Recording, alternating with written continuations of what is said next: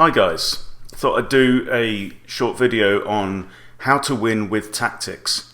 So I put a post out on the For Beginners forum on chess.com yesterday, and I've had some interesting responses, and one of the responses was kind of how to move from the opening into the middle game.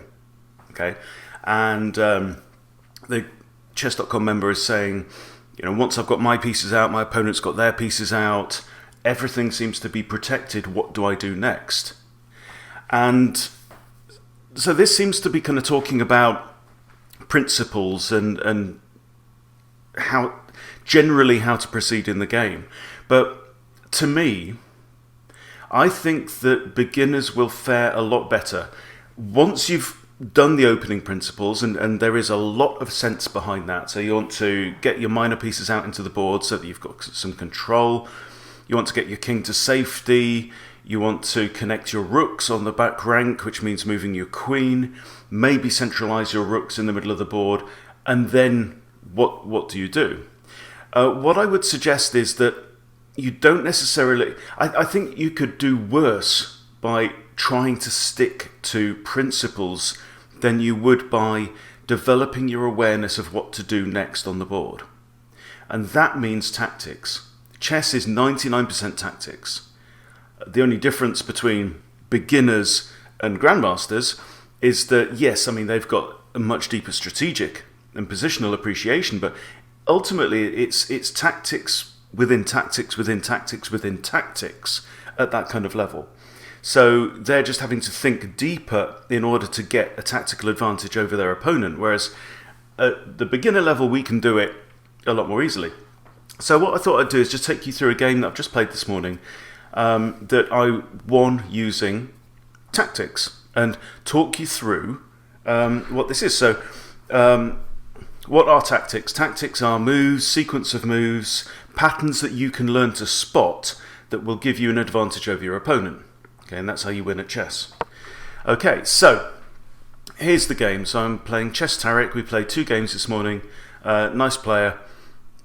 He thrashed me in the first one with a King's Gambit. I don't know why I played e5 against e4.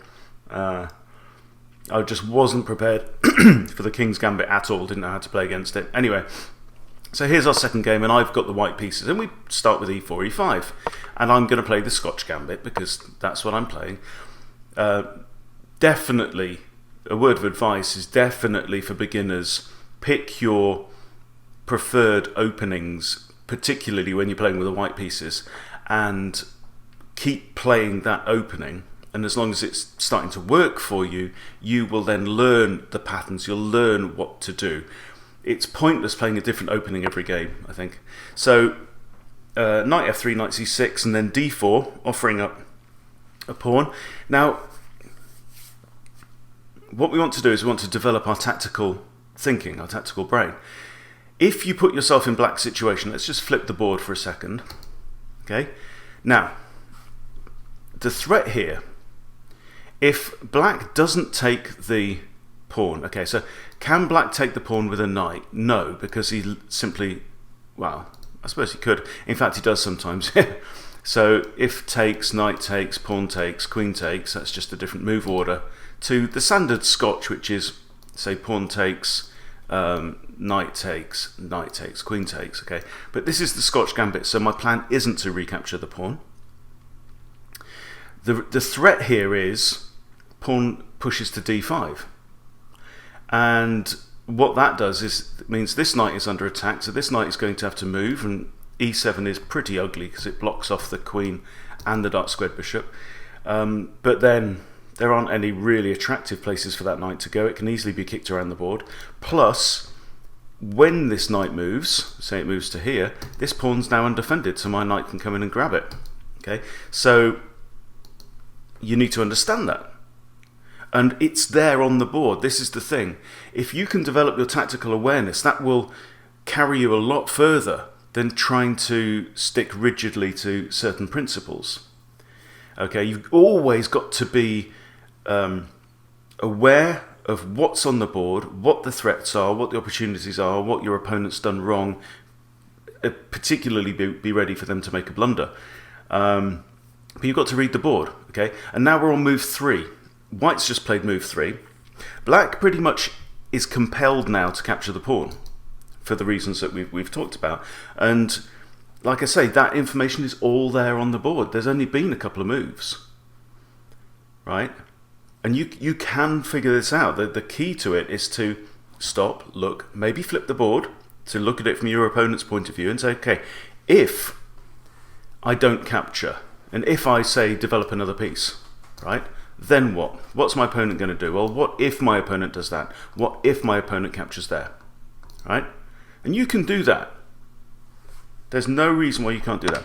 Okay, so pawn captures, and now bishop comes out to c4. This is the Scotch Gambit. This is pretty normal. I make an error in a minute.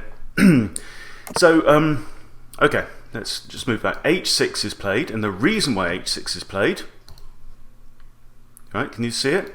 It's to prevent knight to g5.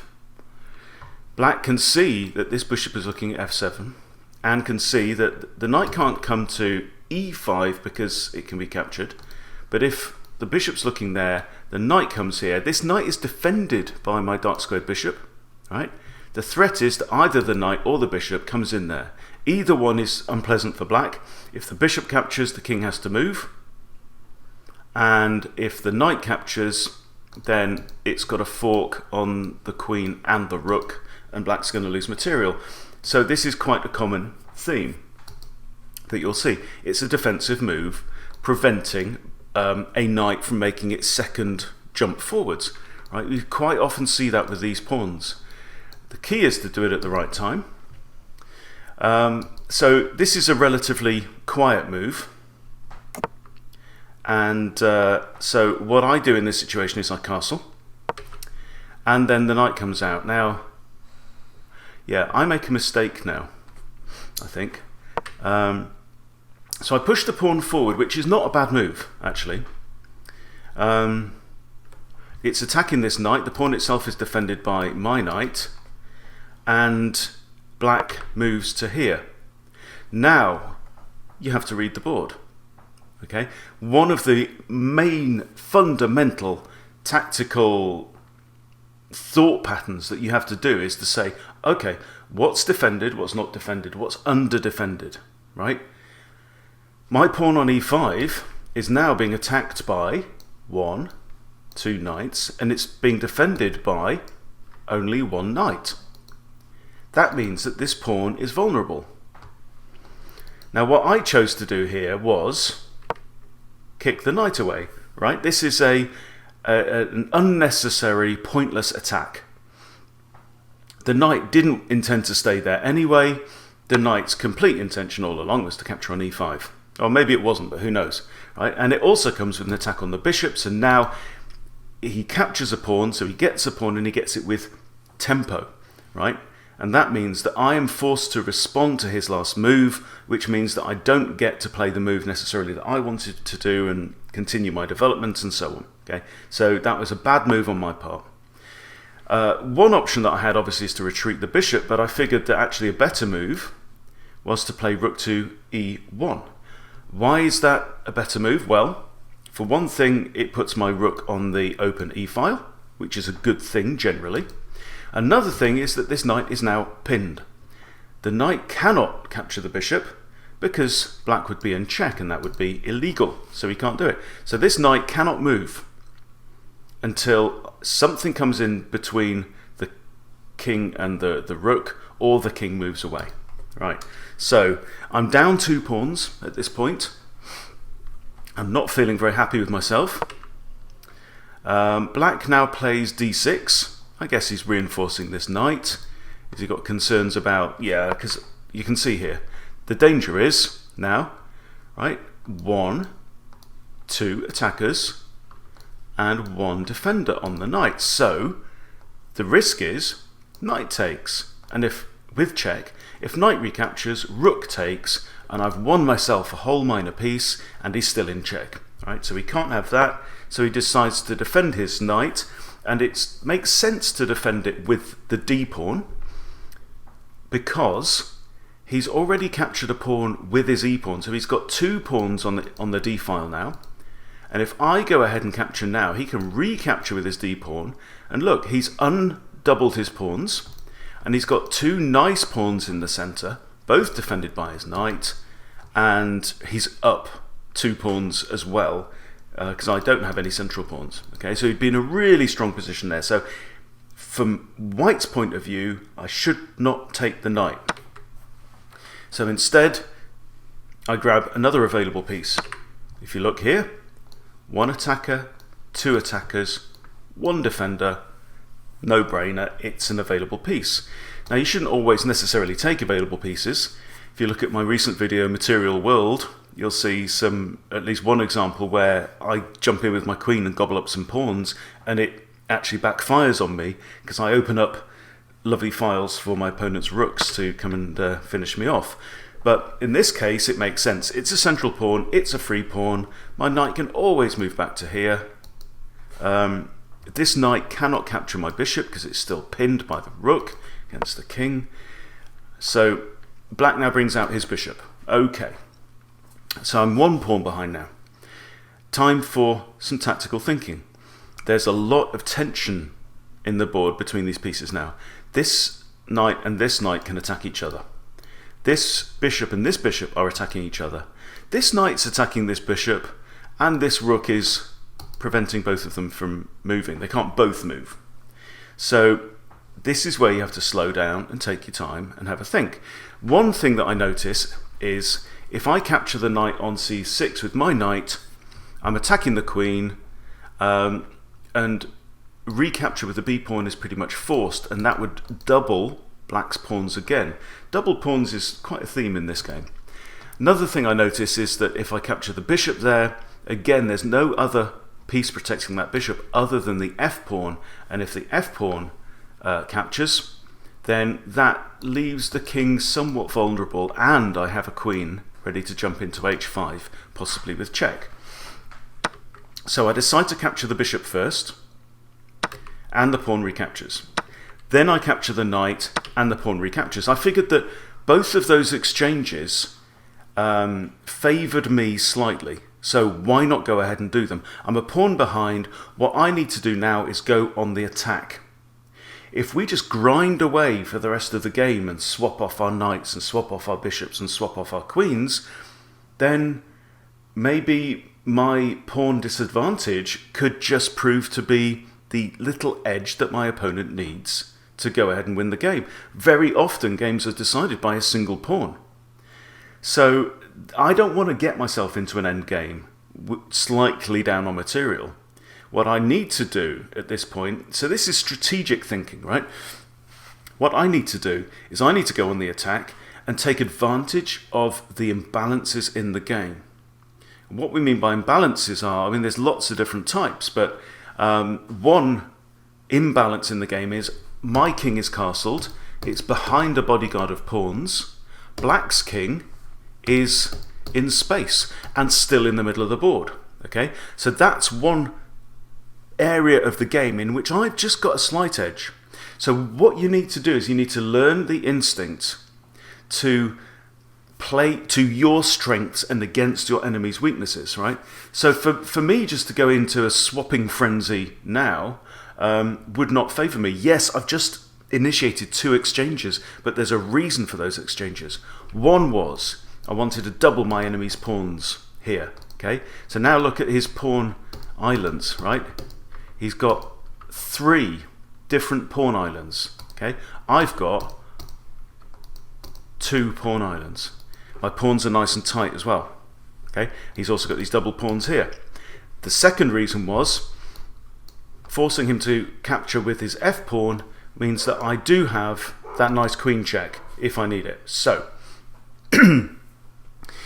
now what I decide to do is to play a little bit risky. I think the computer does not like this move at all when I just ran it through the analysis. But what I decided to do is to capture the knight on e5 with my rook. I figure I'm down a pawn, right? I'm going to go for a win. There's no point playing for normal play, because what I realised as well is that he's got to recapture the rook, right? And when he recaptures the rook, look at this now.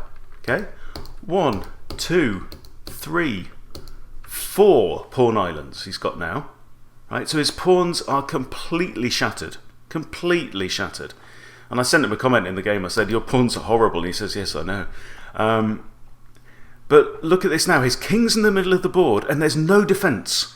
The pawns are offering no defence. Yes, I've just given up material. I've just given up the exchange with that rook sacrifice. And yeah, the computer didn't like it. But the computer isn't playing my opponent. I am. Okay? And the computer doesn't understand emotions. Doesn't understand, how people think and people react.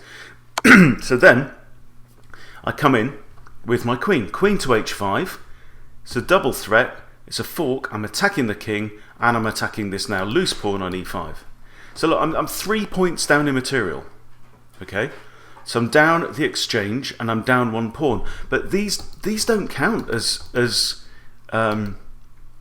proper pawns. Right? When you've got doubled and isolated pawns, all of these pawns are isolated. All these 5 pawns are isolated. And when I've got a queen out in the board, and look at my opponent's pieces. Look where they are. They're in the starting blocks. Okay? So I take the initiative. I get my queen out into the game. My opponent has to respond. He cannot block the check with g5 because there's no defender of that pawn at all. So I would just grab a pawn and he'd still be in check. Okay? So the king has to move. Right then, here's a tactical idea that I didn't go for in the game, but I thought about it. Look at this. Bishop to g5 check. Okay? And he can't bring out his pawn. That doesn't work because the bishop's on that square. Okay? And I'm attacking the king, skewering the king. The king would have to move, in which case I'd grab the queen. Right? However, the only way he can stop that would be h takes the bishop. H takes g5. And if h takes g5, I've got queen takes rook. Right? So I was tempted because it would be pretty cool to do that. Right? Pawn takes, rook takes. And now look at the double pawns. Right. What a great pattern on the board. Okay, so I've just deviated, so it's gone a bit pale, but don't worry about that. I didn't go for that in the end. In the end, I thought what I need to do is I need to bring out my knight because I'm worried now about queen to d1, forcing my king there, and then that bishop is trapped, it's pinned. If the queen's here on d1, this bishop can't move out because I'll just lose my rook. So I thought actually what I need to do now for the sake of the game is, that's a risk. So you always need to be thinking about two things, right? What's my intention in the game? How am I trying to get an edge in the game? And secondly, just as important, how could my opponent get an edge in the game? Right? So many beginners, and I see it, I'm teaching my wife to play chess at the moment, and sometimes, when we're playing over the board, I see her, she's only looking at her pieces, right? I make a move, she doesn't even look at what I just did. She's thinking, okay, if I do that looks good. That kind of looks all right. All right? Very common beginner error is to think only about your own intentions and completely ignore your enemy's plans, and that's just deadly. Right, so I bring my knight out, I'm getting ready to bring my bishop out so that my rook can protect the back rank. Okay, that's just sensible. Queen comes in. Now, queen to d4. What's the queen doing there? I think the only thing that I can see is it's protecting the e5 pawn. I guess it's pinning this pawn on f2. The knight's protected, but it stops me maybe from moving this pawn and maybe putting my bishop there. So it's kind of okay. At least it's bringing the queen out into the board. However, now we get into a bit of a sequence of moves because it invites me now to do a move that I wanted to do anyway. I wanted to move my bishop out into the board, and now black has given me on a plate the opportunity to develop my bishop, develop my final minor piece, and it comes with an attack. The queen is now under threat. Queen can't take the knight, the queen's going to have to go somewhere. So very naturally, the queen comes across to b4. And this now opens up some tactical ideas.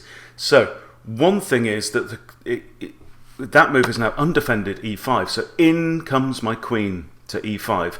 And now I want you to practice your tactical thinking. There are two very dangerous ideas here for white. Okay, two big threats. And I thought about this, and I knew I could see it in advance, right?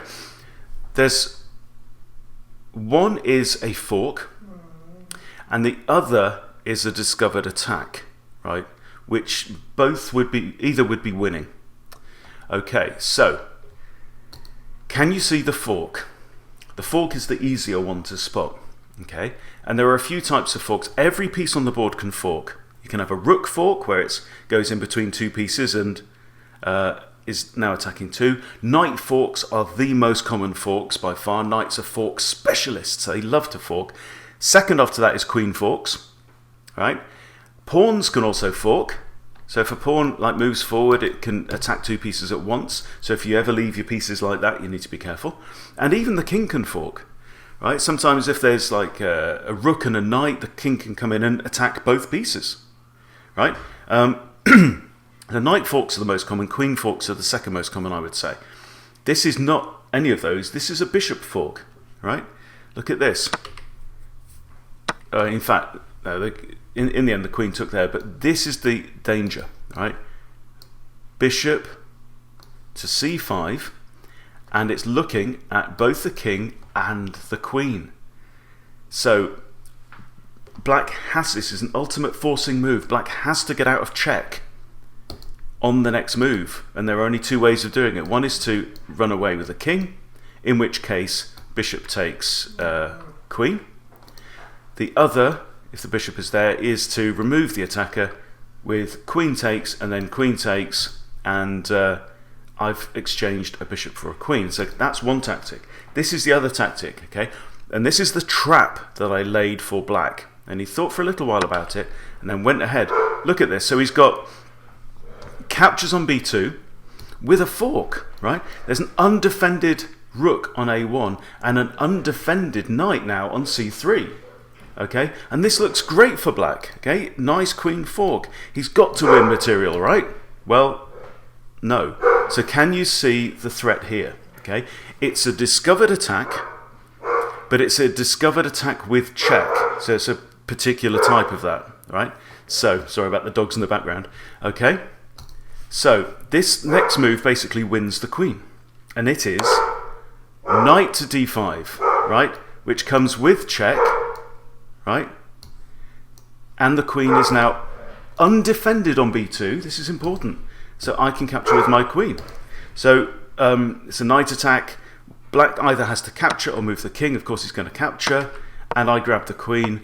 And this is pretty much the end of the game. I've got a huge material advantage now. I've basically got a queen for a rook.